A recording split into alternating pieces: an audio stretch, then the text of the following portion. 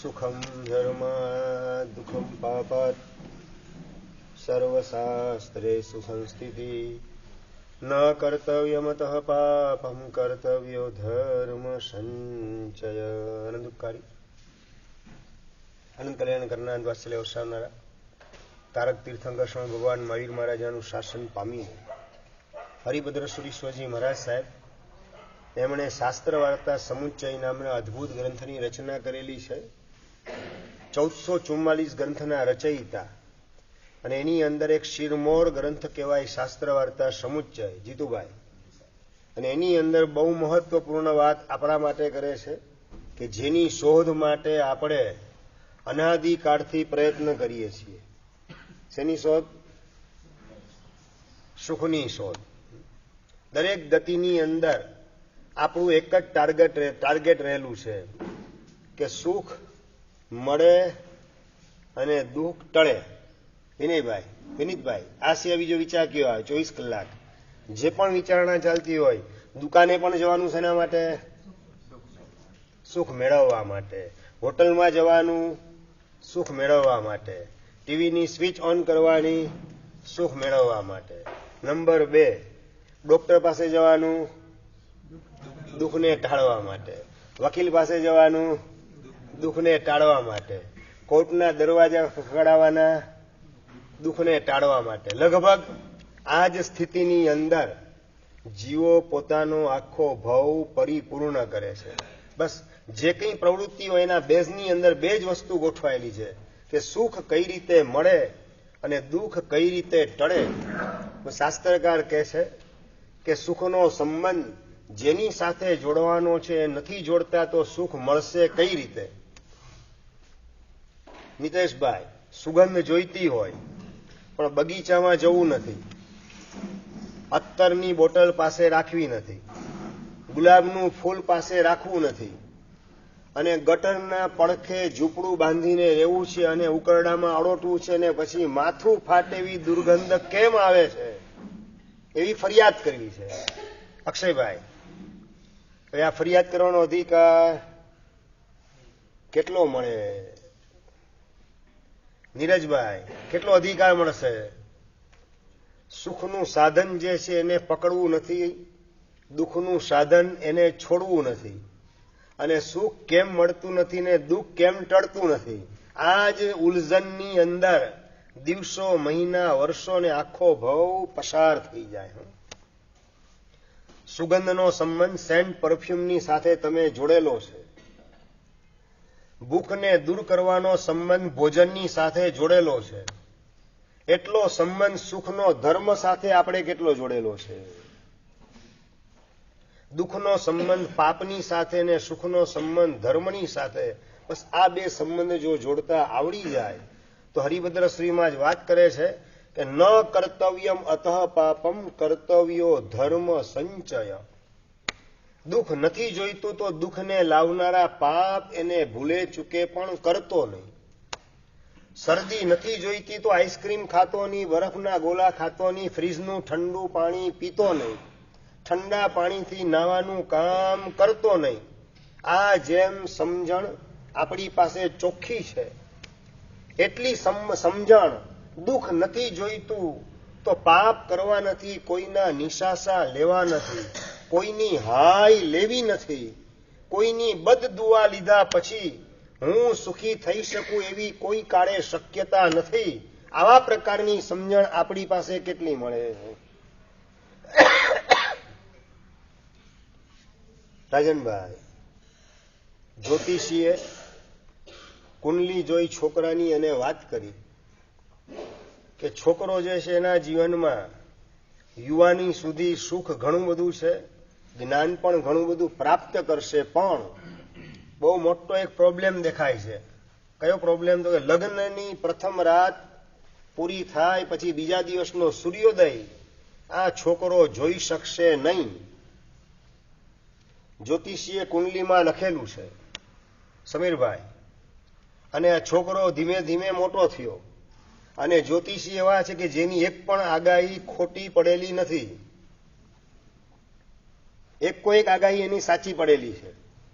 અને એવા જ્યોતિષીએ લખી આપેલા છે લેખ કે લગ્નની પ્રથમ રાત પૂરી થાય, બીજા દિવસનો સૂર્યોદય તમારો દીકરો જોઈ શકશે નહીં. મૃત્યુ યોગ એની સાથે ગોઠવાયેલ છે. હવે આવો દીકરો હોય તમે શું કરો? જોને તોની ભાષામાં નીતિનભાઈ, જ્યોતિષીએ લેખ લખેલો છે અને એની બધી આગાહી સાચી પડેલી છે, એક પણ આગાહી ખોટી નથી પડી. તમે 5, 25, 50 જગ્યાએ તપાસ કરેલી, બધીથી એક જ જવાબ મળે કે એની આગાહી એક પણ ખોટી પડતી નથી. એનું પ્રિડિક્શન એકદમ પાક્કું છે. ફલાદેશ ખોટો પડે તેવી શક્યતા નથી. રાજનભાઈ, હવે શું કરવાનું? દીકરો 18 વર્ષ, 20 વર્ષ, 22 વર્ષ, 25 વર્ષે પહોંચી ગયેલો છે. છોકરીના માગા આવી રહેલા છે. જીતુભાઈ, અબ ક્યાં કિયા જાય? આપની સલાહ એ છોકરાના પપ્પા લેવા માટે આવે, શું સલાહ આપશો? એટલે 25 વર્ષ થઈ ગયા છે, 25 ના આવે 26 અને 27. હવે ક્યાં સુધી ટાળે? હિરેનભાઈ, રાજનભાઈ જવાબ જોઈએ. હા, શેની ના પાડવાની? લગ્ન નથી કરાવવા. એમને શું છે કે દીક્ષા અપાવી, એમને શું છે? મોતથી બચવા માટે લગ્ન નથી કરતો એ સૂજે છે. પણ એના કરતા દીક્ષા લે તો આ ભવ સુધરે, પરભવ સુધરે, ભવો ભવ એના સુધરે ને દીકરાને દીક્ષા અપાવું તો મારા પણ દીક્ષાના અંતરાય તૂટે. આવતા ભવમાં મને દીક્ષા અપાવે એવા સંસ્કારી ધાર્મિક માતા પિતા અને યોગીનું કુળ મને પ્રાપ્ત થાય, સદગુરુનો સમાગમ થાય. આ બધો વિચાર એ આગાહીની સાથે મનમાં ઉગે કે ના ઉગે? નીતિનભાઈ, તમે કઈ જગ્યાએ જશો પછી? હવે નીતેશભાઈ, કોઈક માતાજી પાસે, કોઈક બુઆ પાસે, કોઈક દરગાહ પાસે એવો ઉપાય કરો, એક દોરો એવો બાંધી દો ને તમે કે જેના કારણે શું છે, લગ્ન કરે તો પણ. જીતુભાઈ બોલો ને, તમે જે કરવા માંગો છો. હા, લગ્ન તો કરવા છે જ, આ મનમાંથી ભૂત નીકળતું નથી. અને એના કારણે પછી કોઈક જગ્યાએ દોરા ધાગા બાંધી આપે, કોઈક જગ્યાએ લીલી ચાદર ઓઢાડી આવો, કોઈ સૂચના આપી અજમેર જઈને લીલી ચાદર ઓઢાડી આવો. બધું જે કે કરવા માટે મહેશભાઈ તૈયાર. પણ દીકરો લગ્ન તો કરશે જ. હું એને લગ્ન તો શું વાત કરો, તમે બોલો છો? સભાના પ્રતિનિધિ તરીકે રાજનભાઈ શબ્દ બોલે છે કે લગ્ન હું કરાવીશ જ. આ શું બતાવે છે કે આપણે સંસારના પક્ષકાર છીએ, શાસનના કે ધર્મના પક્ષકાર સાચા અર્થમાં હજુ સુધી બનેલા નથી. ભલે ને રોજ આપણે ભગવાનના દર્શન કરતા હોય, દર્શન પછી મોઢામાં પાણી નાખીએ, પૂજા કર્યા વગર બપોરનું ભોજન ભલે તમે લેતા ન હો, પરંતુ અંદરમાં ધર્મના પક્ષકાર કે સંસારના પક્ષકાર, આવા પ્રકારનો કોઈ ફલાદેશ લખે? હિરીતભાઈ બોલો તો ખરા. પંકજભાઈ જવાબ જોઈએ મને, ડેડ ઓડિયન્સ નથી ભાવતો. નહીં? આત્મકલ્યાણનો વિચાર દીક્ષાના માર્ગે મોકલવા, દીકરાને પ્રેરણા કરો. બચપણથી કુંડલી તો છે, જન્મથી પછી તરત જ અઠવાડિયા 15 મહિનામાં બની જાય. ફલાદેશ મળી ગયો છે તો બચપણથી એવા એને સંસ્કાર આપવું, જેના કારણે દીક્ષાના માર્ગે જવાના ભાવ સહજ રીતે એના મનમાં જાગૃત થતા જાય. એટલે એને ટીવીથી દૂર રાખવું, એને થિયેટરથી દૂર રાખવું, એને મોબાઈલથી દૂર રાખવું, ઇન્સ્ટાગ્રામ કે ફેસબુક એનો ચેપ ન લાગી જાય એની કાળજી રાખવું. આ બધા વિચાર મનમાં ઉગે કે બીજું કઈ ઉગે? નહીં? એક પણ વિચાર નહીં આમાંનો હું બોલ્યો. અને તમે જે કરો છો એનું રિઝલ્ટ શું? તમે છોકરા રડતો હોય અને ટીવીની સામે ગોઠવી દો, કોમિક્સ દેખાડવા માટે એને ત્યાં ગોઠવી દો, જમવાનું પણ ક્યાં? ટીવીની સામે. ટીવીમાં કોમિક્સ વગેરે ચાલતા હોય, નાના છોકરાની ગેમ વગેરે એ મોબાઈલના માધ્યમથી રમે અને મારો જીવ ખાવાનું બંધ કરે. માના મનમાં આ જ ભાવ હોય, આ મોબાઈલ હાથમાં અપાવી દઉં, રમકડું આવી જાય એના હાથમાં એટલે મારો જીવ ન ખાય, મને શાંતિથી મારું કામ કરવા દે. અને છોકરો મોબાઈલમાં ગેમ રમવામાં આસક્ત હોય અને માં જે છે ફેસબુક અને ઇન્સ્ટાગ્રામ એના માધ્યમની નવી દુનિયાની અંદર ખોવાઈ જવા તત્પર હોય. આવી સ્થિતિની અંદર દીકરાનું સંસ્કરણ કરે કોણ? એ $1,00,000 ગંભીર પ્રશ્ન આવીને ઘરે ઘરે ઉભો રહે છે. સત્ય બનેલી ઘટના સુરતની અંદર છોકરો પરીક્ષા આવવા છતાં વાંચવાના બદલે મોબાઈલમાં ગેમ રમવાનું કામ કરે. 11 વર્ષની ઉંમરનો છોકરો, અને પરીક્ષા આવવા છતાં માં ઘણું બધું કે છતાં પણ ભણવાના બદલે મોબાઈલમાં બસ ગેમ રમવાની, કોમિક્સ જોવાના, એ સિવાય ભણવાની ચોપડી હાથમાં લેવી અને ગમે નહીં, અને પરીક્ષાને માત્ર અઠવાડિયાની વાર, અને માં એના હાથમાંથી મોબાઈલ આંચકી લે છે. તમાચો મારી અને ભણવા બેસા, ભણતું એના હાથમાંથી મોબાઈલ લઈને એ મોબાઈલ દ્વારા માં કોકની હારે વાત કરવામાં મશગુલ બની ગઈ. મોબાઈલનો ઉપયોગ માં પોતે કરે છે પોતાના કામ માટે, અને આ બાજુ દીકરો હાથમાંથી માએ મોબાઈલ આંચકેલો છે અને મગજ આસમાને પહોંચી ગયું. કમાન છટકી ગઈ અને ક્રિકેટ રમવા માટેનું બેટ ઘરના ખૂણામાં પડેલું પોતાના હાથની અંદર લીધું.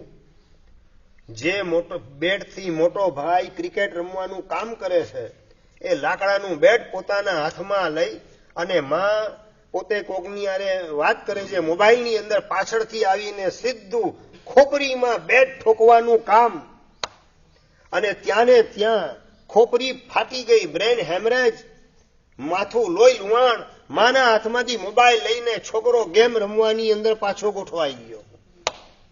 આ સત્ય ઘટના સીસીટીવી કેમેરાની અંદર પકડાયેલી. માં પરલોક ભેગી થઈ ગયેલી છે, એની પણ નોંધ દીકરાના મગજમાં નથી. તમે જે મોબાઈલ દીકરાને હાથમાં પકડાવો છો એના દુષ્પરિણામ કેવા આવશે, એના માધ્યમથી તમારે પોતે જ કેવા નુકસાન ભોગવવા પડશે, એના વિચાર મગજમાં આવે કે ના આવે. આ જે વ્યસન થઈ ગયેલું છે ઘરમાં, જેટલા મેમ્બર એટલા, થોડી ભૂલ થઈ ગઈ, હા, મેમ્બર હોય 5 અને મોબાઈલ હોય 7. આ સ્થિતિની અંદર ઘરે ઘર ગોઠવાઈ ચૂકેલ છે. અને ઘરની પહેલા તો અઠવાડિયું થાય ને, એક દિવસ ઘરના બધા રવિવાર બપોર થાય ને એટલે 3 થી 4, 4 થી 5 ભેગા થાય, પરસ્પર વાતચીત કરે, શેર કરે પોતાના અનુભવ. દુકાનમાં આમ થયું, ઘરમાં આમ થયું, બજારમાં આમ થયું, સંઘમાં આમ થયું, આ મારા સાહેબ આવ્યા, વ્યાખ્યાનમાં આ વાત કરેલી હતી. અલગ અલગ જે કંઈ જાણકારી પોતાની પાસે હોય એ આપવાનું કામ કરે. આજે પરસ્પર વાતચીત લગભગ બંધ. મોબાઈલ આવી ગયા પછી બાપ અને દીકરા વચ્ચેની વાતચીતનો સંબંધ સમાપ્ત થઈ ગયો. ભાઈ ભાઈની વચ્ચે, ભાઈ બહેનની વચ્ચે, કે સાસુ વહુની વચ્ચે, કે દેરાણી જેઠાણી વચ્ચે પરસ્પર જે વાર્તાલાપનો વ્યવહાર હતો એ સમાપ્ત થઈ ગયેલો છે. અને ઘરમાં રહેલી દેરાણીની સાથે વાત કરવાના બદલે દૂર રહેલી પોતાની ભાભી હશે એની અરે જેઠાણી વાત કરતી હશે પિયરની અંદર. આજે શેનું શાક બનાવ્યો છે એ વાત પછી કરવાનું સ્તર કયું, આ પર્યુષણમાં અઠ્ઠાઈ કરવાની કે નથી કરવાની એ વાત આવે. પોષ 10મીનો અઠ્ઠમ ભદ્રેશ્વરમાં કરાવે જ મારા સાહેબ, તમે જવાના કે નહીં જવાના, મેં તો પાસ લઈ લીધો, મેં તો ફોર્મ ભરી દીધું. આ વાતચીતના સ્તરમાં આ બધી વાત આવે કે સાવ મુફલીસ. શેનું શાક તમારા ઘરે બનાવ્યું, મારા ઘરે ભીંડાનું બનાવ્યું, તારા ઘરે શેનું બનાવ્યું. હવે આના માટે આ મોબાઈલનો ઉપયોગ ઘરમાં જે હાજર છે એની સાથે વાત કરવાની બિલકુલ પડી નથી, અને દૂરના સાથે વાત કરવા માટેની પડા પડી. અને સામેની વ્યક્તિ પણ ઈચ્છે કે આ જલ્દી વાત પતાવે તો સારું. રસ્તાની અંદર જતો તો મોન્ટુ ને મળી ગયો, સામેથી પિન્ટુ મળી ગયો એટલે વાત એવી શરૂ કરી, 5, 10, 15 મિનિટ, અડધો કલાક ક્યાં પસાર થઈ ગયો ખબર ના પડી. અને મોન્ટુ વાત કરે પિન્ટુને, અલિયા હું ઘરની બહાર નીકળ્યો, આજે સવારના પોરમાં માથું ભયંકર દુખતું હતું મારું, પણ તારી યાર અડધો કલાક વાત કરીને મારો માથાનો દુખાવો ક્યાં ગયો એ ખબર નથી પડી. અને પિન્ટુ કહે કે ક્યાંય નથી ગયો, મારામાં આવી ગયો છે. ઓલાનું માથું ન દુખે ત્યાં સુધી તમે એને છોડો નહીં. સાવ મુફલીસ વાતચીત અને અમૂલ્ય માનવ ભાવ પારકી પંચાયતની અંદર વેડફી નાખવાનો. આત્મકલ્યાણને યાદ બિલકુલ કરવાનું નહીં. હું આત્મા છું, વહેલી તકે જન્મ મરણના બંધનમાંથી છૂટી મારા આત્માને સિદ્ધ પરમાત્મા બનાવવો છે, એવો વિચાર મગજની અંદર કેટલી વાર આવે. લગભગ આ અદ્યતન ટેકનોલોજીના સાધનોની ગુલામી આવી ગયા પછી આત્મા પરમાત્મા પુણ્ય પાપને પરલોકને પરમલોક એવો મોક્ષ લગભગ 24 કલાકમાં યાદ ક્યારેય આવતા નથી. આ તો ભગવાનનો ઉપકાર માનો કે આ જૈન શાસનની અંદર સાધુ સાધ્વી ભગવંતો ગામે ગામ જ્યાં જાય ત્યાં જીન વાણી એનો પ્રચાર અને પ્રસાર કરે, તમને ચેતવવાનું કામ કરે, સન્માર્ગે વાળવાની પ્રેરણા આપે, વ્યાખ્યાન વગેરેનું આયોજન થાય, શિબિરનું આયોજન થાય અને એના માધ્યમથી અંદરમાં થોડી ઘણી જાગૃતિ આવી જાય. જો વ્યાખ્યાન ન હોય તમારા જીવનની અંદર તો તમારી લાઈફ કેવી? જીતુભાઈ, વાંચન તો ગયું, વ્યાખ્યાન પણ જો ન હોય તો વેક્યુમ ઉભો થઈ જાય. આત્મા પરમાત્મા પુણ્ય પાપ આ બધા તત્વની શ્રદ્ધા અંગે વેક્યુમ ઉભું થતા વાર લાગે નહીં.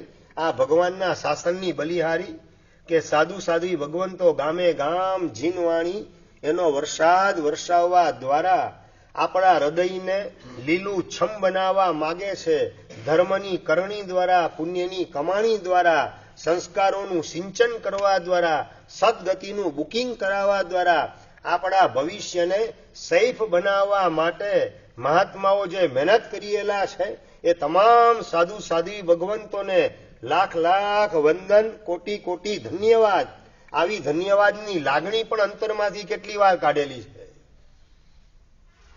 દર્શનભાઈ, તમને અહીંયા ઉભા રાખે 5 મિનિટ માટે બોલવાનું છે. શું રિઝલ્ટ શું આવે? કેટલી તૈયારી કેટલી કરો? 5 મિનિટ બોલવાનું એ આવતીકાલે પારસભાઈ, એની તૈયારી કેટલો સમય ચાલે? મહિના પહેલા તમને સમાચાર મળ્યા કે 1 તારીખે તમારે બોલવાનું છે. 2 તારીખે તમને સમાચાર આપેલા છે કે આવતી 1 તારીખે તમારે 5 મિનિટ વ્યાખ્યાન પછી થોડું બોલવાનું વક્તવ્ય આપવાનું છે. આખો મહિનો સમય જાય. 5 મિનિટ મારે શું બોલવું? આ લખાણ લખ્યું, આ કેન્સર, આની આના કરતા આ વધારે સારું. આ આખો મહિનો કાઢો તમે અને પછી જયારે બોલવા માટે ઉભા થાવ રાજનભાઈ, પછી પગ ધ્રુજવા માંડે, શરીર પરસેવેથી રેપ ઝેપ થઈ જાય અને ગળું સાવ સુકાઈ જાય અને એ હોઠમાં એક પણ શબ્દો આવે નહીં. કેવી હાલત કેવી થાય? આ તમારી વાસ્તવિકતા જો તમને ખ્યાલમાં આવે તો ગામે ગામ સાધુ સાધ્વી ભગવંતો જીનવાણીનો ધોધ વરસાવવા દ્વારા કેટલો અમાપ ઉપકાર કરેલા છે. એમના સુકૃતની અંતરના અંતરથી અનુમોદના, આવા અંતરના ધન્યવાદના ઉદ્ગાર પણ સાધુ સાધ્વી ભગવંતો પ્રત્યે ફ્રી બેઠા હો ત્યારે ધન્યવાદની લાગણી પહોંચાડવાનું કામ કેટલું કરો રાજનભાઈ? લગભગ પૈસા કમાવાની લાઈની અંદર આમાંનું કશું યાદ આવતું નથી કે મહાત્માઓને ધન્ય છે ગામે ગામ ભગવાનના શાસનના પદાર્થો પીરસી અને લાણી કરે છે પુણ્યની લાણી કરી અને સદગતિનું બુકિંગ આવતા ભાવમાં જીન શાસનનું બુકિંગ કરાવી રહેલા છે મહાત્માઓ ગામે ગામ સંઘે સંઘની અંદર. એ મહાત્માઓને ધન્યવાદ છે. આવા એક ધન્યવાદના ઉદ્ગાર પણ અંતરમાંથી નીકળે કે ના નીકળે? મોબાઈલ એનું વ્યસન દીકરા દીકરીના જીવનમાં ઊભું કરાવતા પહેલા સુરતમાં બનેલી આ ઘટના એને યાદ રાખજો. સીસીટીવી કેમેરામાં પકડાઈ ગયું એટલે ખ્યાલ આવ્યો કે દીકરાએ બેટ મારી અને માથામાં એવો ઘા લગાવ્યો, ત્યાં ને ત્યાં ખોપરી ફાટી, લોહી લુહાણમાં, બ્રેઇન હેમરેજ, પરલોક ભેગી થઈ ગઈ અને છતાં દીકરાને માની પડી નથી. એને માત્ર મોબાઈલની પડેલી છે, કારણ કે મોબાઈલનું વ્યસન માએ જ લગાડેલું છે અને મોબાઈલનું વ્યસન લગાવ્યા પછી એ જ મોબાઈલના કારણે પોતાનું મોત અકાળે આવી ચૂકેલું છે. આવી પરિસ્થિતિ આપણા ઘરની અંદર સર્જાય નહીં માટે નાના બાળકોને હાથમાં મોબાઈલ અપાવવા નથી, મોબાઈલમાં કશું દેખાડવું નથી. આવો ગંભીરતાથી વિચાર કરવાની તૈયારી કેટલી? જર્મનીની અંદર તો સરકારે નિયમ બાંધેલો છે કે 16 વર્ષથી નીચેની ઉંમરના બાળકો હોય એના હાથમાં મા બાપે મોબાઈલ આપવાનો નહીં. હરીશભાઈ, 16 વર્ષથી નીચેની ઉંમરના હોય એવા દીકરા દીકરીને મા બાપે મોબાઈલ આપવાનો નહીં. એના દ્વારા અનેક પ્રકારના નુકસાન ઉભા થવાની સંભાવના છે. જર્મનીની સરકારને ભાન આવે, અનેક પ્રકારની ઘટનાઓ બને, એના દ્વારા બોધપાઠ લઈ આવો કાયદો પસાર કરે જર્મનીની સરકાર. ભારત સરકાર ભલે આ કાયદો બનાવે ન બનાવે, પણ આપણે સાવચેત બનીને આપણા ઘર પૂરતો કાયદો બનાવવા તૈયાર ખરા કે નહીં? આબ ફાટી હોય ત્યારે થીગડું ક્યાં જવા દેવું? સરકારને તમે સમજાવી શકો તેમ નથી, રાજ્ય લેવલે પણ વાત કરી શકો એમ નથી, પણ એની શરૂઆત આપણે આપણા ઘરથી કરવી છે. 16 વર્ષથી નીચેની ઉંમરના હોય એને મોબાઈલની કોઈ આવશ્યકતા નથી. તમે તમારી લાઈફની અંદર 15 વર્ષ, 20 વર્ષ, 25 વર્ષ, હરીશભાઈ 30 વર્ષ સુધી મોબાઈલ હાથમાં નતો આવ્યો, એ તકલીફ પડી હતી. મોબાઈલની શોધ નથી થઈ ત્યાં સુધી મોબાઈલ વગર મજેથી જીવન જીવતા હતા. મોબાઈલના વેવ્સ એ કાનને અને બ્રેઇનને પણ નુકસાન કરે, હાર્ટને પણ નુકસાન પહોંચાડે છે. આજનું સાયન્સ પણ કહી રહેલું છે. અને નાના બાળકોના કુમળા મગજ, એના ઉપર જે આ વેવ્સની અસર થાય, તરંગોની જે અસર થાય, એના કારણે યાદ શક્તિઓ પણ આજકાલ ખલાસ થવા માંડેલી છે. દીકરાને પૂછો તારા પપ્પાના નંબર શું? 1 મિનિટ ચાપ દાબશે, હા, જોઈને બોલશે. પપ્પાના કે મમ્મીના નંબર પણ પોતાને મોઢે હોતા નથી.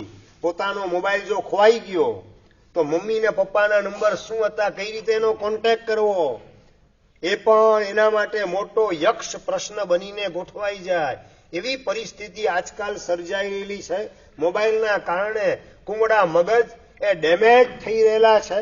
એ વેવ્સ બધા તરંગો આવે, રેડિયો તરંગ બધા, એના કારણે અંદર મગજ ધીમે ધીમે ખલાસ થઈ જાય, મગજના સેલ ડેડ થવા માંડે, યાદશક્તિ કટાવા માંડે, ભણવાનું બિલકુલ મન ન થાય, માથું ભારે રહેવા માંડે. આવા અનેક પ્રકારના નુકસાન દીકરા દીકરીઓ ભોગવે અને પોતાની જિંદગી બરબાદ કરે. અને એમાં પણ મોબાઈલના માધ્યમથી ગંદા વિડીયો જોવામાં જો અટવાઈ ગયા દીકરા દીકરી, કુટેવ પડી ગઈ, તો ગયા કામથી શરીરનું પણ ધોવાણ, મનનું ધોવાણ અને આત્મા પણ બરબાદ. પરલોકની અંદર દુર્ગતિની પરંપરા ઉભી થતા વાર લાગે નહીં. એટલા મનના પાપ, આંખના સ્તરે પાપ કરી અને બરબાદીના માર્ગે દીકરા દીકરીને મોકલવા નથી. માટે 16 વર્ષથી નીચેના દીકરા દીકરીના હાથમાં આપણે મોબાઈલ પકડાવવો નથી. આવી વિચારણા કરનારા પણ માતા પિતા આ સભામાં કેટલા નીકળે? શરીશભાઈ, પોતરાના હાથમાં મોબાઈલ નથી પકડાયો ને? શરીશભાઈ, તમને વ્યક્તિગત પ્રશ્ન કરું. હા, ધન્યવાદ. પૌત્રને મોબાઈલ શરીશભાઈએ પકડાવેલો નથી. અહીંયા બેસેલા દરેકને આ પ્રશ્ન લાગુ પડે છે કે 16 વર્ષથી નીચેની ઉંમરના બાલક બાલિકા એને શા માટે મોબાઈલનું વ્યસન લગાડી અને એના જીવનને બરબાદ કરવું, અને કુટુંબની અંદર પરસ્પર લાગણી, પરસ્પરની મમતા, પરસ્પર એકબીજાની હૂંફ, એકબીજા પ્રત્યેનો સદભાવ, સહાયક ભાવ, એ બધું પણ મોબાઈલ આવ્યા પછી ભાંગીને ભૂક્કો થઈ ગયેલ છે. આજે છોકરાના મનમાં, પહેલાના કાળમાં, આપણે જ્યારે નાના હતા ત્યારે આપણા કાળની વાત કરીએ ને, તો આપણા માટે આપણું સર્વસ્વ મમ્મી હતી.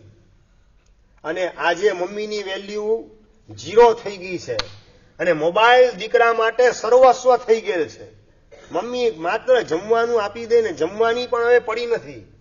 2 વાર ને 3 વાર બૂમ પાડે તો પણ જમવા માટે મોબાઈલને છોડીને રસોડામાં આવવા દીકરો તૈયાર નથી.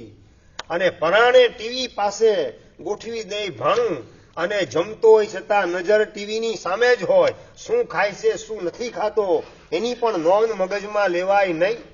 જે પોતાનું સર્વસ્વ કહેવાય નાના બાળક માટે, એવી મમ્મી, એની વેલ્યુ 0 થઈ જાય અને મોબાઈલ એના માટે સર્વસ્વ બની જાય. એટલે કૌટુંબિક સંબંધો જે ઊભા થવા જોઈએ એમાં પણ ભંગાણ પાડવાનું કામ આ મોબાઈલ કરી રહેલ છે.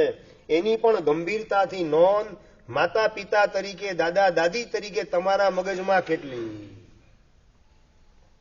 આજે તો 3 વર્ષ ને 4 વર્ષની ઉંમરના છોકરાના હાથમાં પણ, પારસભાઈ, મોબાઈલ 3 વર્ષ ને 4 વર્ષની ઉંમરના બાળકોની પાસે પણ હાથમાં મોબાઈલ ગોઠવાયેલો હોય, પછી ભલે પોતપોતાની દુનિયાનું જોવાનું કામ કરે, પણ એને હવે મા અને બાપ એની જરૂરત નથી. એને જરૂરત કોની છે? મોબાઈલની જરૂરત છે. એવી સિચ્યુએશન ઘરે ઘરે સર્જાઈ રહેલી છે. અને લાગણી તંત્ર અંદરનું બુઠ્ઠું થઈ જાય, પછી માની ઉપર બેટ ઉગામવાની અંદર પણ દીકરાને કોઈ ખચકાટ થાય તેવી શક્યતા નથી. કારણ કે મા સાથે હૃદય જોડાયેલું નથી, હૃદય મોબાઈલ સાથે જોડાયેલ છે. મોબાઈલને કોઈ પણ હિસાબે સાચવો.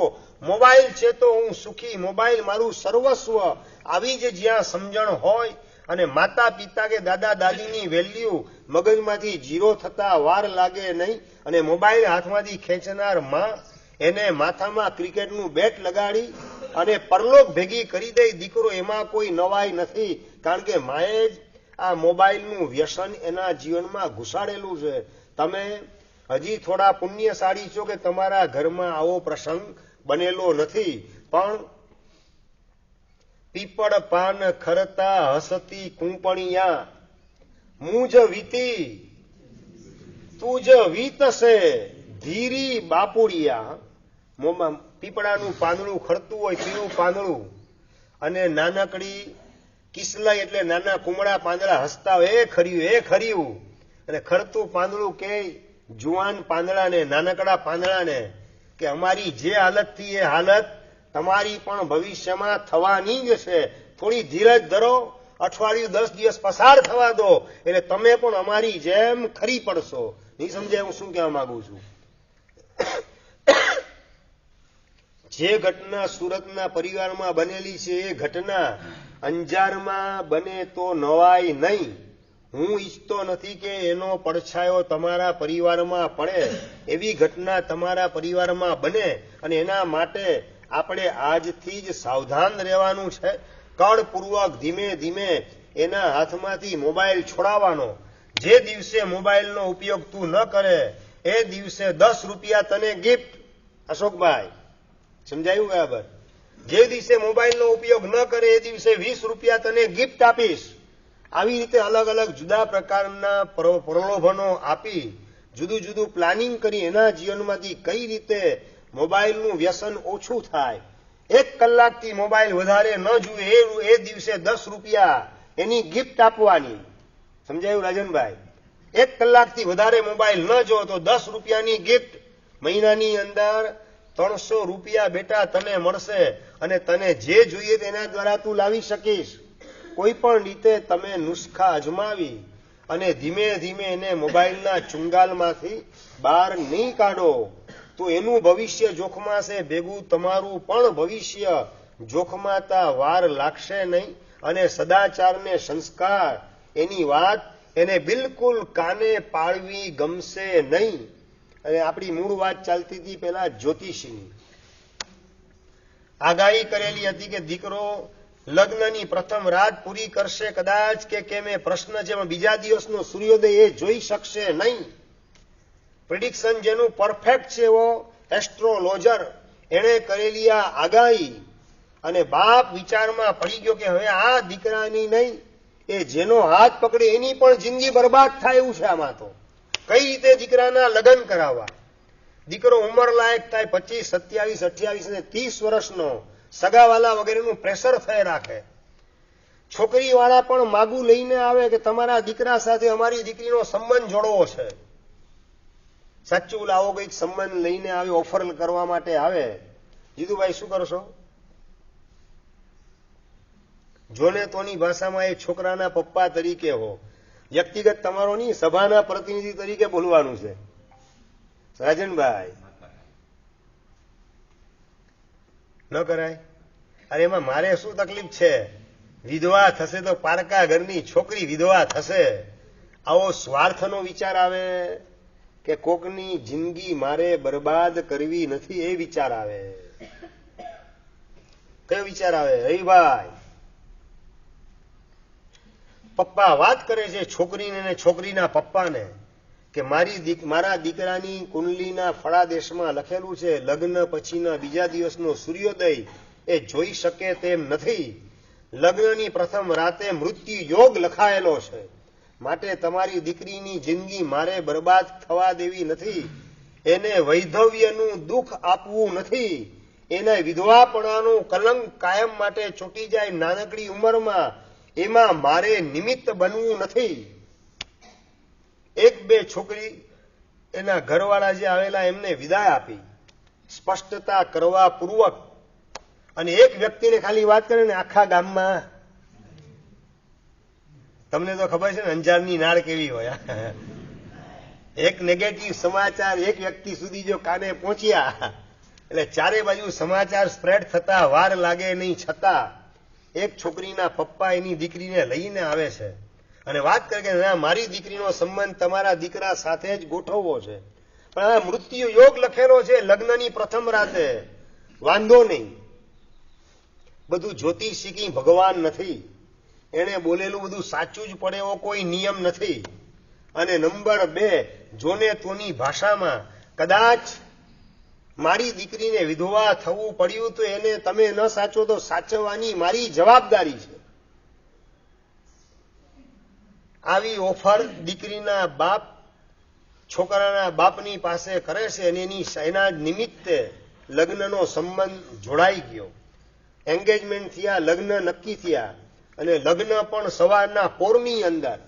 છોકરીના અંદરના ભાવ હતા કે ધર્મની શરણાગતિ લઈ એને પાપ કર્મ ગમે એટલા નડતા હોય તો પણ એ સીધા થઈ જાય. એટલે રિસેપ્શન રાતે નથી રાખવું, દિવસે રાખવું છે. લગ્ન પણ રાતે નથી રાખવા, પાર્ટી પ્લોટમાં નથી રાખવા, ગ્રીન લોન ઉપર નથી રાખવા, હોલની અંદર રાખવા જ ને, દિવસમાં રાખવા જ ને, સવારે ચડતા પોરે રાખવા જ, ઉતરતા પોરે નહીં. લગભગ તમારા બધા લગ્ન ચડતા પોરે કે ઉતરતા પોરે? ઉતરતો પોર સમજી ગયો ને? ઉતરતો કાઢે પુણ્ય પરવારતું જાય. એવા સમયમાં એમાં પણ જો આફ્ટર સનસેટ એટલે કે પુણ્યનું બ્લેકઆઉટ છવાઈ ગયેલું હોય ને કૃત્રિમ પ્રકાશ ગોઠવાયેલો હોય, એવા સંયોગની અંદર લગ્ન કરો તો એના જીવનમાં અજવાળું પથરાય કઈ રીતે? સમ્યક જ્ઞાનનો પ્રકાશ દીકરાને વહુને મળે કઈ રીતે? છોકરી અને છોકરીના પરિવારના લોકો રજૂઆત કરે, ચડતા પોરે સવારના પોરમાં લગ્ન ગોઠવીએ. રિસેપ્શન પણ સવારના પોરની અંદર જ, નવકારસી બપોરનું જમણવાર પણ નહીં. અને નંબર 2, લગ્ન પછી સજોડે બંને સ્નાતર ભણાવશે. નંબર 2, લગ્નના દિવસે બંને, મારી દીકરી તો આંબેલ કરવાનું નક્કી કરેલું છે. જો તમારા દીકરાને અનુકૂળતા હો ચોક્કસ એને આંબેલ કરાવીશ. લગ્નના દિવસે પતિ અને પત્ની બંનેના આંબેલ. લગ્ન પહેલા પોરમાં, ચડતા પોરની અંદર. રિસેપ્શન પણ સવારનું નવકારસીનું. લગ્ન પણ પાર્ટી પ્લોટમાંની, ગ્રીન લોનની અંદર નહીં. આ બધું જે હું કહું છું ને, હારે હારે આમ તમારા જીવનમાં ડોક્યું કરતા જજો. હા, ખાલી સાંભળવાનું નથી. કથા સુણી સુણી ફૂટ્યા કાન, તોય ના આવ્યું બ્રહ્મ જ્ઞાન. એવી અખાના છપ્પા જેવી સ્થિતિ ન સર્જાવી જોઈએ. આપણે આપણા દીકરા દીકરીના લગ્ન નજીકના સમયમાં આવે છે.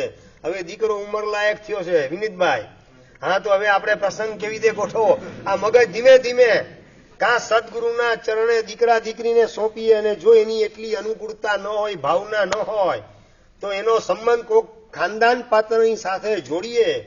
અમારું તો દીકરો માનતો નથી, પણ આવનારું સત પાત્ર હોય, સંસ્કારી પાત્ર, એ એને ધર્મના માર્ગે વાળે, એના આત્માનું કલ્યાણ થાય ને મંગલ થાય, એવા પ્રકારના વિચારથી ધાર્મિક સંસ્કારી પાત્ર શોધી સંબંધ એનો ગોઠવેલો હોય. અને લગ્ન જે છે પાર્ટી પ્લોટમાં નથી કરાવવા, ગ્રીન લોન ઉપર કોઈને પગ મૂકવો પડે અને ઘાસના જીવોની હિંસા એમાં ભૂલે ચૂકે પણ આપણે નિમિત્ત બનવું નથી.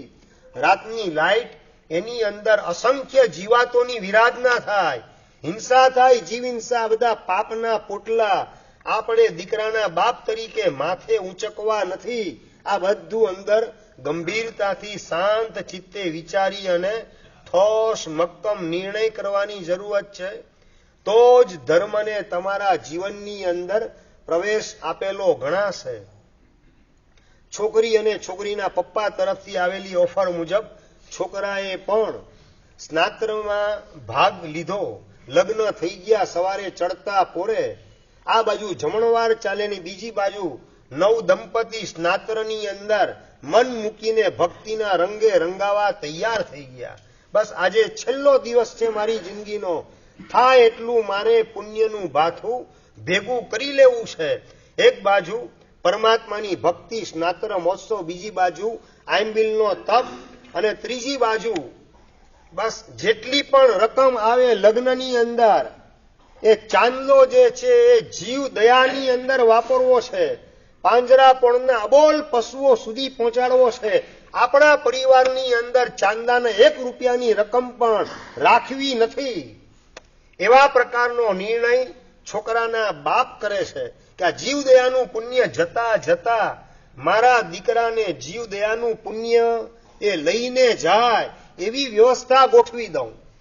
બાપા પાસે આ સમજણ હતી અને સમજણના પ્રતાપે ચાંદલો જે છે જે જગ્યાએ લેવામાં આવે છે ત્યાં બોર્ડ મારેલું છે, નવ દંપતીને માત્ર આશીર્વાદ આપો અને જીવ દયાની પુણ્યની કમાણી કરો. આવું બોર્ડ મારેલું છે ટેબલ પાસે, ચાંદલો લખેલું છે, ચાંદાની નીચે દંપતીને માત્ર આશીર્વાદ આપો અને જીવ દયામાં રકમ લખાવો. ચાંદલો કેટલાનો આવે તમારે ત્યાં પારસભાઈ? કેટલો આવતો હોય ચાંદલો? અમરભાઈ બોલો તો ખરા. જનરલ જીતુભાઈ કેટલો? હું લાખ 2 લાખ વધીને. અને નંબર 2, જો આ તમે જાહેરાત કરેલી હોય કે નવ દંપતીને માત્ર આશીર્વાદની જરૂરત છે ને જીવ દયામાં રકમ લખાવો, આ બોર્ડ તમે મારેલું હોય તો 2 લાખના 4 લાખ થતા વાર લાગે નહીં. કારણ કે લખાવનાર પણ સમજે છે કે આમાં પુણ્યની કમાણી છે અને જતા જતા દીકરો આ પુણ્યની કમાણી લઈને જાય, પરલોકમાં એને ક્યાંક સદગતિમાં સ્થાન મળે, ફરીથી વહેલી તકે જીન શાસન પ્રાપ્ત થાય, શરીર પણ સુખાકારિતા વાળું મળે દીકરાને. એવા પ્રકારના ભાવથી લગ્ન પ્રસંગે આવું બેનર પણ બાપાએ લગાવેલું છે. બધો ચાંદલો બપોરના 12 વાગ્યા પહેલા મોકલી દીધેલો છે પાંજરાપોળની અંદર. જીવ દયાનું સત આ કળિયુગની અંદર એ કમાણી કરવાની તમારે ખૂબ આવશ્યકતા છે. કારણ કે આ કાળ બહુ કપરો આવી રહેલો છે. જેટલો અત્યાર સુધી કપરો કાળ તમે જોયેલો છે એના કરતા પણ આવનારો કાળ વધારે ભયાનક છે. તમને ડરાવવાની વાત નથી કરતો, પણ સાવધાન બનાવવાની વાત કરું છું. જેટલું તમારી પાસે જીવ દયાનું સત હશે, આંબેલનો તપ હશે અને બ્રહ્મચર્યનો ખપ હશે અને નવકારનો જપ હશે, આ 4 વસ્તુ તમારી પાસે હશે તો તમારો વાળ પણ વાંકો થઈ શકે નહીં. અને 4માંથી એકના પણ ઠેકાણા ન હોય. 4 વસ્તુ યાદ રહી ગઈ બરાબર? જીવ દયાનું સત, બીજા નંબરમાં આંબેલનો તપ, ત્રીજા નંબરમાં બ્રહ્મચર્યનો ખપ અને ચોથા નંબરની અંદર નવકારનો જપ. આ 4 વસ્તુ જો તમારા જીવનમાં ગોઠવાયેલી હશે તો આવનારા કપડા કળિયુગની અંદર, કાળા દિવસોની અંદર પણ તમારા જીવનમાં અજવાસ પથરાયેલ હશે. તમારું કુટુંબ નિશ્ચિંત હશે, કારણ કે ધર્મ મહારાજાની મહેરબાની તમારા ઉપર વરસતી હશે આ 4 પરિબળના માધ્યમથી. પેલા પિતાજી પોતાના દીકરાને આવતીકાલનો સૂર્યોદય જોવાનો નથી તો જેટલું પુણ્યનું ભાથું એને બંધાય એ માટેનો હું પ્રયત્ન કરતો જાઉં. સાચું, ઉઠીને પહેલા તમને 2 મુઠ્ઠી ચણ કબૂતરને નાખું, યાદ આવે? ભાઈ ચણા નાખું કબૂતરને યાદ આવે કે યાદ ના આવે? કીડિયારું પૂરવાનું યાદ આવે? ગાયને ઘાસચારો અઠવાડિયામાં કમસે કમ 1 દિવસ નખાવો, યાદ આવે? હા, ઘણા બધા અમારી પાસે આવતા હોય, સાહેબ બહુ પ્રોબ્લેમ છે. શું પ્રોબ્લેમ? સાહેબ દુકાનમાં માલ ચિક્કાર ભરેલો છે પણ મંદી ચિક્કાર છે અને મની ક્રાઇસિસ બજારમાં ચાલી રહેલી છે. સાહેબ બધો માલ ભરાઈ ગયો, દુકાને ઘરાગી આવતી નથી. અને એવાને અમે કહીએ, ભાઈ તું દર ગુરુવારે ગાયને ઘાસ નાખજે, લીલું ઘાસ, એ પુણ્ય તને બચાવશે. તો જીતુભાઈ, સ્વાર્થની ખીચડી પકાવવા માટે, જીવ દયાને પાળવા માટે માણસ તૈયાર થાય, પણ બીજાની આંતરડી ઠારવાની તક મને મળી એ પ્રભુની મારા ઉપર કૃપા વરસે છે. આવી તક મારે ગુમાવી નથી. બપોરે જમતા પહેલા યાદ છે, અમે નાનકડા હતા, સ્કૂલેથી બપોરે આવીએ 12:30 વાગે અને થાકેલા હોઈએ, ભૂખ્યા હોઈએ, ભાણે બેસીએ અને સંસારી માતુશ્રી તરત જ હાથમાં રોટલો આપે. પેલા કૂતરાને બહાર રોટલો નાખી આવ, પછી જમવા મળશે, એમને એમ નહીં. દીકરાના હાથે સુકૃત કરાવવું છે, એને સંસ્કાર દાનના આપવા છે, જીવદયાના આપવા છે. સંસારી બેન પણ સ્કૂલેથી સાથે આવે ને શાક સમાર્યા પછી જે કઈ છાલ વગેરે ઉતારેલી હોય એ બેનને આપે કે તું આ ગાય બકરી વગેરે ક્યાંય દેખાય એને આપી આવ, એને ખવડાવી આવ, પછી તને ભાણું મળશે. હરીશભાઈ, અમે નાના હતા ત્યારે અનુભવેલું છે બધું. બચપણથી જ સંસ્કાર જીવદયાના આપવાના, બીજાની આંતરડી ઠારવાના આપવાના, બીજાના આંસુ લૂછવાના સંસ્કાર આપવાના, અને એના જ કારણે ભવિષ્ય એનું તો ઉજળું બને, આખું કુટુંબ એની 71 પેઢીને અજવાળે તેવા સત્કાર્યની અંદર સંતાનોને જોડાતા વાર લાગે નહીં. પણ આવા સંસ્કાર આપવાનું લગભગ આજે નામ શેષ થવા માંડેલું છે. એમાં પણ હાથમાં મોબાઈલ આવ્યા પછી તો જમવાનું આપે જ કે નહીં, ના આપવું તો કઈ નહીં, હું મોબાઈલમાં ગેમ જોઈ રાખીશ, મોબાઈલમાં રમવાનું કામ કરીશ. ખાવા પીવાની પણ જાણે કંઈ પડી નથી. એવી સ્થિતિમાં આજની પ્રજા ગોઠવાયેલી છે. જેટલા સંસ્કાર જીવદયાના આપશો, જીવદયાનું સત એની પાસે રહેલું હશે, સંતાન પાસે, તમારી પાસે, એટલું તમારું ભવિષ્ય ઉજળું છે. આખો પરિવાર એનું ભવિષ્ય પણ સલામત છે. ચાંદલો નીચે, ચાંદલાના બેનર નીચે દંપતીને માત્ર આશીર્વાદ આપો અને જીવદયામાં રકમ લખાવો. આ બેનર નીચે આવેલી તમામ રકમ બપોરના ભોજન પહેલા પાંજરાપોળની અંદર જમા થઈ ગઈ અને આંબેલ ખાતાની અંદર 9 દંપતી આંબેલ કરવા માટે જાય છે. આંબેલ કરીને ઘરે આવે 1 વાગ્યાની આસપાસ. ઘરના મેમ્બરો જે બધા હતા, રસોઈ લગ્ન નિમિત્તે જે વધેલી હતી, અને આ બાજુ એક બાઈ આવી અને વાત કરે, બેન 2 દિવસની ભૂખી છું, મને કંઈક આપો, ભગવાન તમને ઘણું આપશે. લગ્ન પ્રસંગ પતી ગયેલો છે. બધા ઘરના સગાવાલા વગેરે પણ બપોરે જમી અને ઘરે સૂતેલા છે. અને જેના તાજા લગ્ન થયેલા છે 9 દંપતી આંબેલ ખાતેથી ઘરે આવે અને બાઈ, દુખિયારી બાઈ, ભૂખી બાઈ, એના મોઢામાંથી સાંભળેલા શબ્દો, બેન 2 દિવસની ભૂખી છું, મને કંઈક ખાવાનું આપો. અને પતિને વાત કરે, તમે ઘરે પધારો, હું આવું 2 મિનિટની અંદર. અને બાજુમાં જ લગ્નની વાડી હતી, ત્યાં વધેલું બધું એ મીઠાઈ વગેરે ભાણામાં ભરી, મીઠાઈ ફરસાણ વગેરે ભરી અને છોકરી આવે છે અને પેલી માજી અને હાથમાં થાળી આપે છે, લો બાપ વાપરો, આપની ભૂખ એને મટાડવાનું કામ કરો. અને પેલી જમેને ઘરેથી જગમાં પાણી લઈ અને 9 દંપતીમાં જે પત્ની હતી નવોઢા એ બહાર આવે છે. માજી શાંતિથી વાપરે, ગ્લાસમાં પાણી વપરાવાનું કામ કરે અને મનમાં વિચારે છે, બસ આ જીવદયા અનુકંપાનું કાર્ય, એનું ઊભું થયેલું પુણ્ય એ મારા પતિને પ્રાપ્ત થાવ. આ પ્રકારનો ભાવ ભૂખી બાઈને જમાડતા જમાડતા, એના ગ્લાસમાં પાણી નાખીને પાણી પીવડાવતા પીવડાવતા નવી પત્ની, નવોઢા પત્ની મનમાં આવી ભાવના ભાવે છે. અને પેલી માજી પેટ ભરીને ખાઈ લીધું, પાણી પણ પીધું, હશકારો થયો. ઉભા થતા થતા વાત કરે, બેન ભગવાન તને અખંડ સૌભાગ્યવતી બનાવે. આવા આશીર્વાદ આપીને પેલી દુખિયારી બાઈ ડોસી ત્યાંથી રવાના થાય. અને સુકનના શબ્દ સાંભળી અને સુકનની ગાંઠ બાંધે કપડાના સાડીના છેડે. આજે તો પંજાબી ડ્રેસ આવી ગયો, આમાં કઈ ગાંઠ મારવાની વ્યવસ્થા નથી હોતી. જીન્સના પેન્ટ અને શર્ટ પહેરનારી છોકરી, આમાં સુકનની ગાંઠ વાળે એવી વ્યવસ્થા જ ક્યાં તમે લોકોએ રાખેલી છે. સાડીના છેડે સુકનની ગાંઠ બાંધી, બસ એમના શબ્દો ફળો. રાતના સમયે પ્રતિક્રમણ કરવા માટે ઉપાશ્રય બંને જાય છે. પ્રતિક્રમણ કરી બેડરૂમની અંદર આવે ને એ વખતે પત્ની વાત કરે કે આજે આપણે બ્રહ્મચર્યનું પાલન કરીએ, પ્રતિજ્ઞાપૂર્વક બ્રહ્મચર્યનું પાલન કરીએ અને સામાયિક કરીએ સાથે, અને સામાયિકની અંદર ધાર્મિક વાર્તાલાપ કરીએ. સારું, તારી આ ભાવના છે તો હું તારી ભાવનાને વધાવું છું. આમ પણ આગાહી જે મુજબ થયેલી છે, આવતીકાલનો સૂર્યોદય મારે જોવાનો નથી, તો અબ્રહ્મ સેવનનું પાપ કરીને મારી જિંદગીને શા માટે દૂષિત કરીને રવાના થાવ? બ્રહ્મચર્ય પાલનનો નિયમ પત્નીની પ્રેરણાથી પતિ સ્વીકારે, સામાયિક સાથે લેવાનું કામ બેડરૂમની અંદર કરે.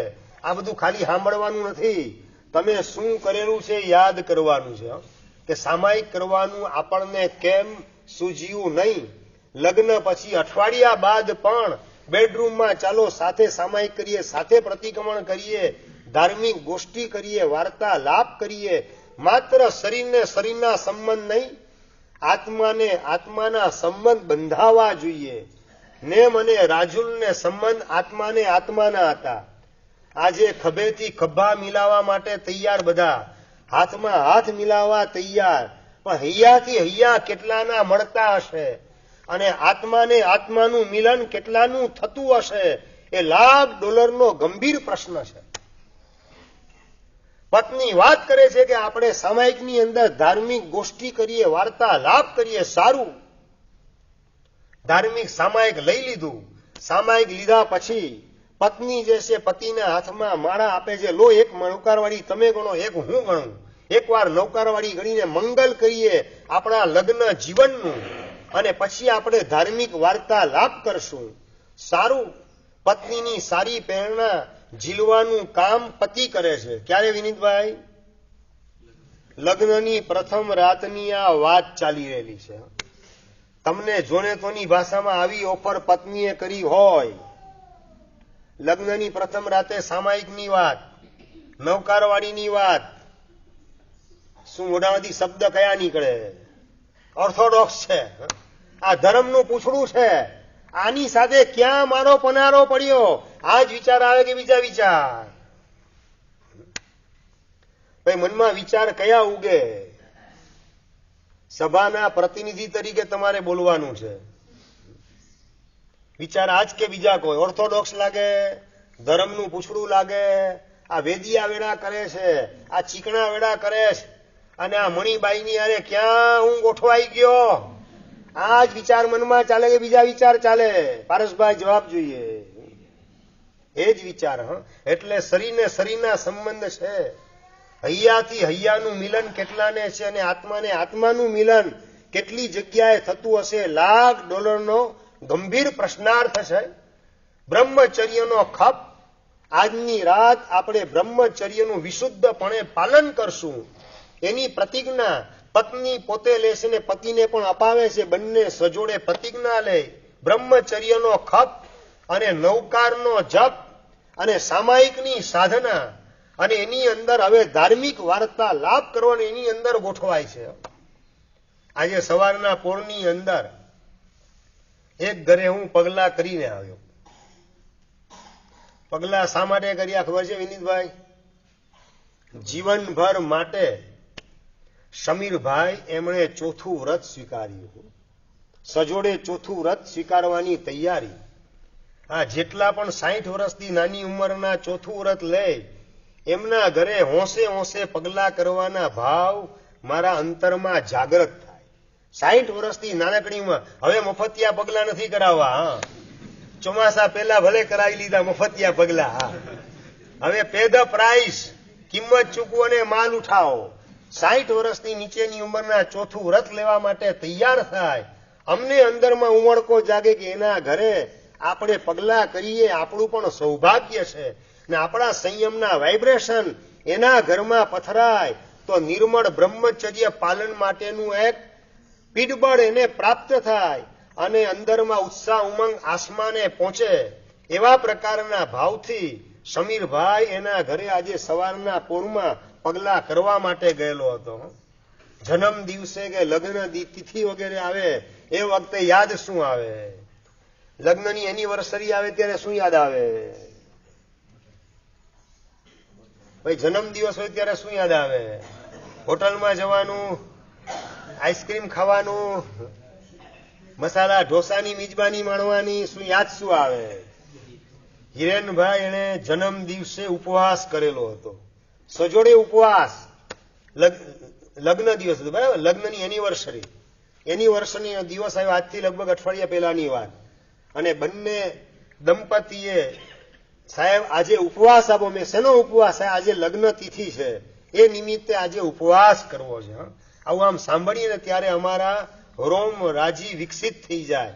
3.5 કરોડ રૂવાડાની અંદર હરખના દીવડા પેટવા માંડે કે વાહ, ભગવાનનું શાસન કેવું જયવંતું છે. આવા ઉત્તમ રત્નો આ શાસનની અંદર છે.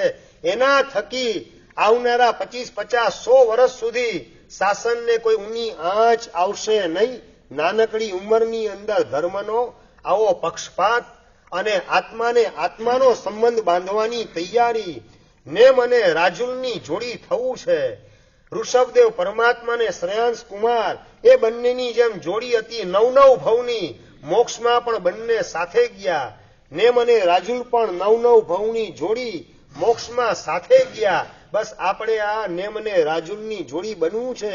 પતિ પત્ની તરીકે હોય તો, મિત્ર તરીકે હોય તો આ ઋષભદેવ પરમાત્મા ને શ્રેયાંશ કુમાર એની આપણે ભૂમિકા ભજવવી છે. એવી ભૂમિકા આત્મસાત કરવી છે.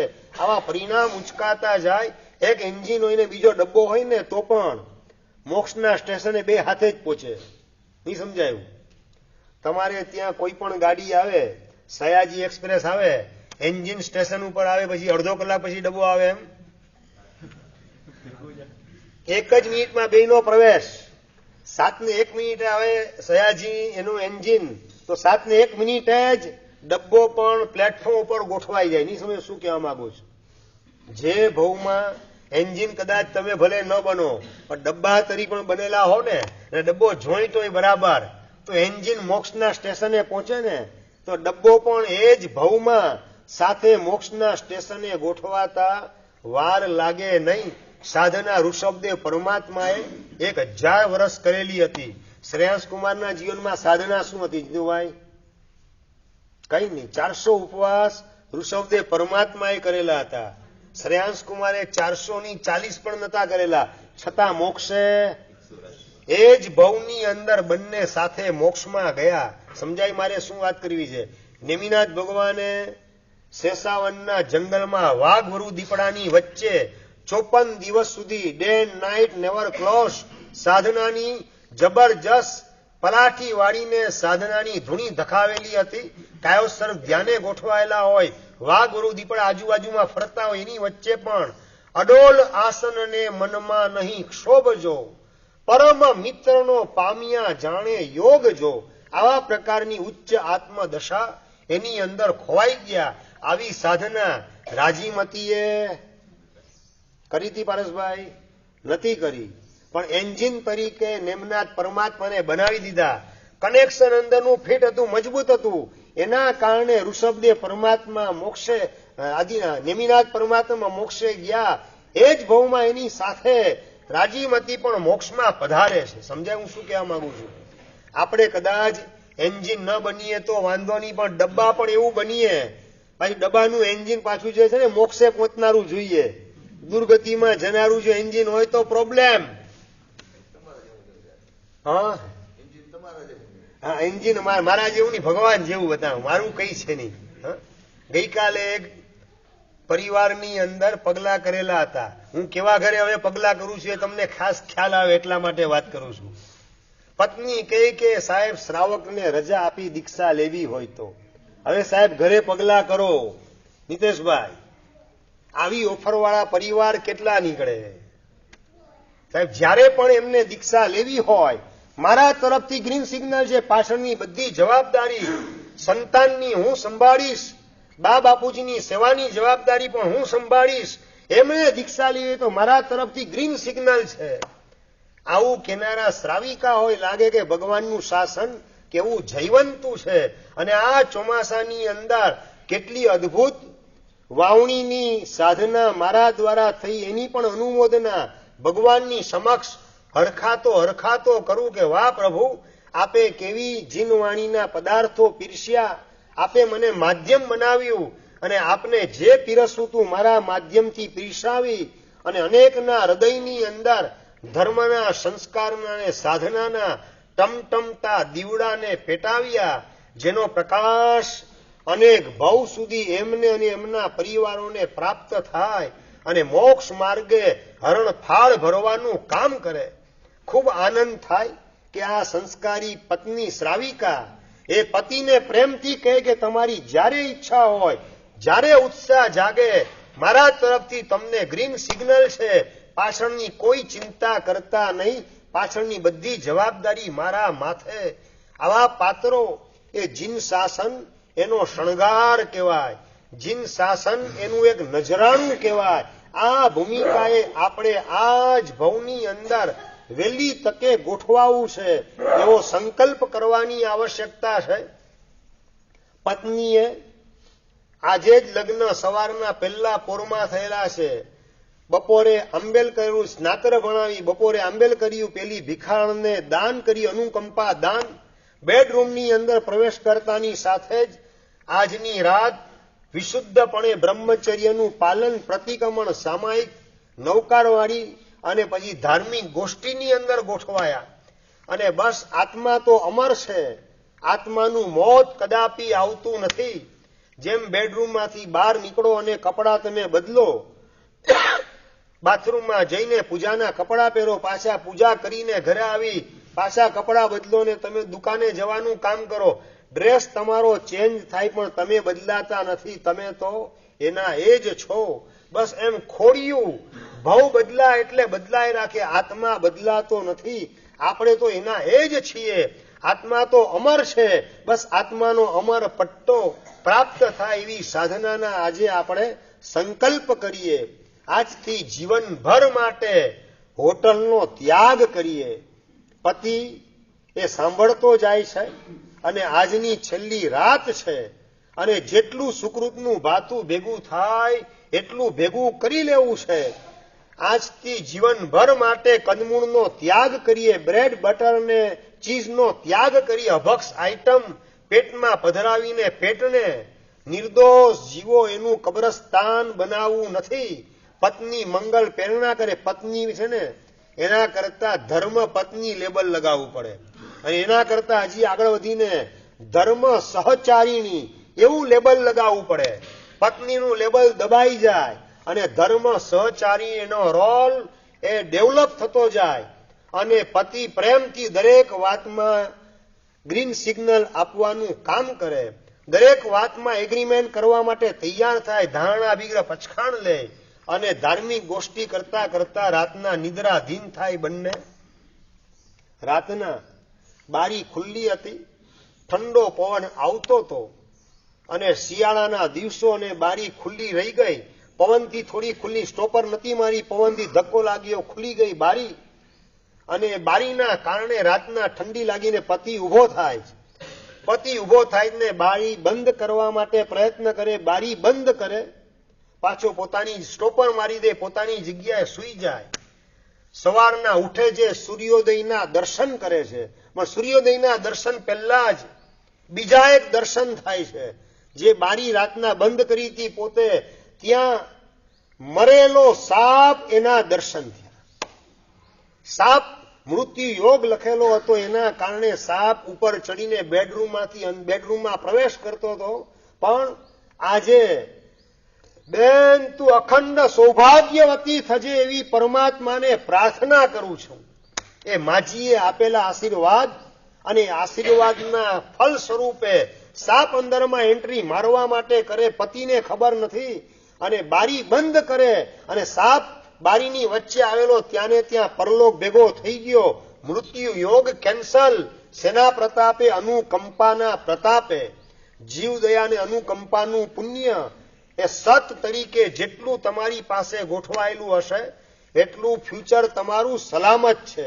નૌકારનો જપ, બ્રહ્મચર્યનો ખપ ને આંબેલનો તપ અને જીવદયા અનુકંપાનું સત, આ ચાર ચીજ એને અપનાવવાના માધ્યમથી આવનારા નબળા કાળની અંદર, કપરા કાળની અંદર તમે અને તમારું આખો પરિવાર એ સહી સલામત રીતે આર પાર નીકળી જાય અને સદગતિના સ્ટેશને પહોંચી અને વહેલી તકે પરમ ગતિએ પહોંચો, એ જ મંગલ કામના.